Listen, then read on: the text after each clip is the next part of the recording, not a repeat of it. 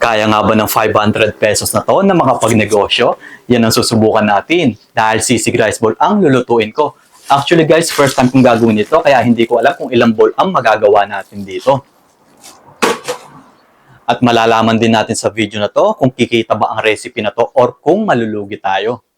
Kaya samahan niyo ako mula sa pamamalengke hanggang sa pagluluto nito. Pero ang 500 pesos na to, ingredients lang ang paggagamitan natin dito. Hindi pa kasama ang gasol, transportation, lalagyan, or kung ano pa man. Kaya tara, simulan natin ang challenge na to. Holiday po. Pork siomai. Magkano po yan? 140. 140. Isa po. 140 pork siomai. Ayun guys, hindi tayo gagamit ng karne. Bali, siomai ang gagamitin natin dito. Ate, may puting sibuyas po kayo? Magkano po yan? 15. Kalamansi pa po. Okay na to o yung mas madami ko? Okay na po yan. Tapos po, sili. Sige po. Bali, paminta po. Pino Bodro. Pino po. Salamat. Opo. May rino po. Yung maliit lang po. Isa lang po. Magkano po ba yan? 35. Lady's choice. Magkano po yan? 95. Sige po. Tsaka po, toyo, nakasashay po. May mantika po kayo nakaboting, yun po. Magkano po yan? 33. Sige po. Tsaka po yan.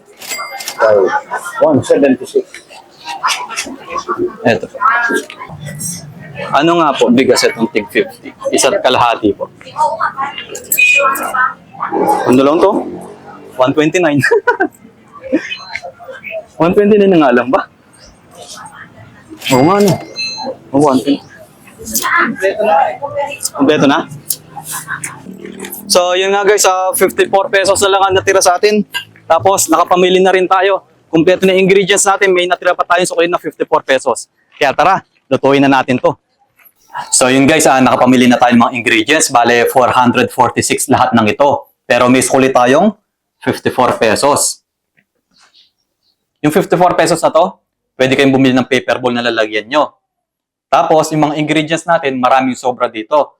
Tulad nitong siling panigang. So, 5 piso lang to, pero napakarami. Siguro mga 2 piraso lang gagamitin ko.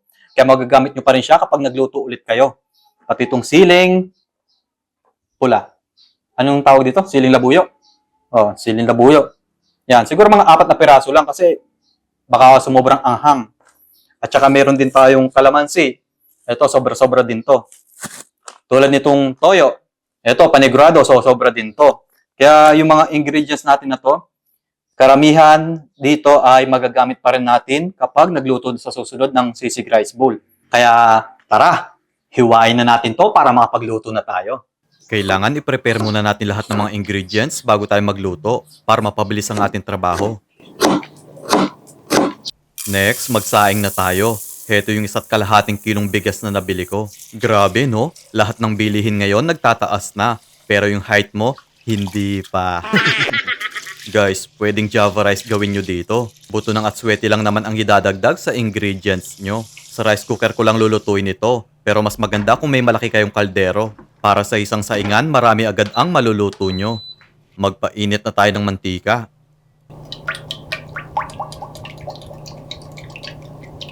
Tapos, pirituhin natin yung siomai into medium heat hanggang sa mag-golden brown nito. Guys, kaya pinapakita ko yung pamamalengke ko para may idea kayo sa costing at presyo. Di baling gumastos na ako. Basta malaman nyo kung kikita ba talaga kayo sa recipe na to. Meron kasi mga nagko-comment na lugi daw sa presyo. Pero hindi naman nila alam kung magkano ko lang nabili ito at kung ilang order ang magagawa ko. Yung iba kasi sa atin, mas inuuna muna magreklamo bago magnegosyo. Sa totoo lang, wala naman talagang umaasenso kapag pinairal ay puro reklamo. Guys, ito yung natira sa mantika ko. Luto na din yung ating kanin. Then, hiwain na natin yung mga siomai. Grabe, napakalutong talaga. Tunog pa lang, nakakatakam na.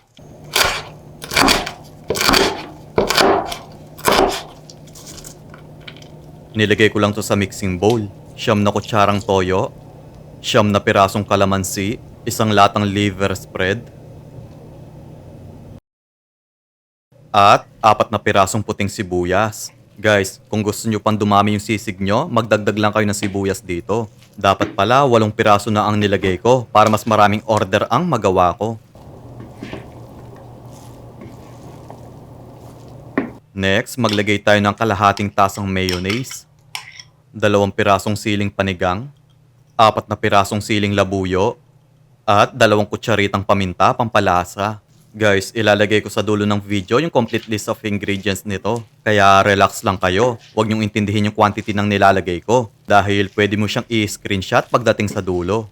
So, okay na to? O, diba? Nakakatakam ang itsura? Maglagay na tayo ng kanin sa paper bowl.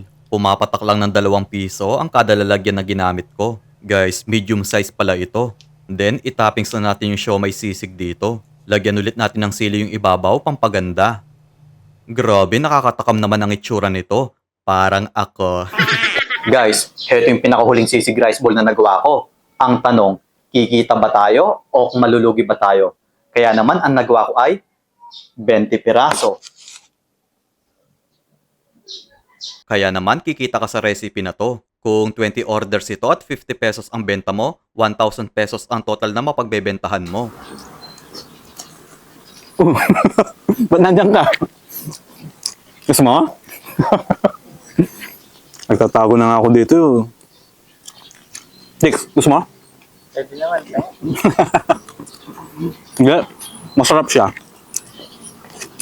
Masarap siyang kinakain habang nagduduyan ka. Ito yung nagawa natin. 20. Ganda. Pamigay natin yun.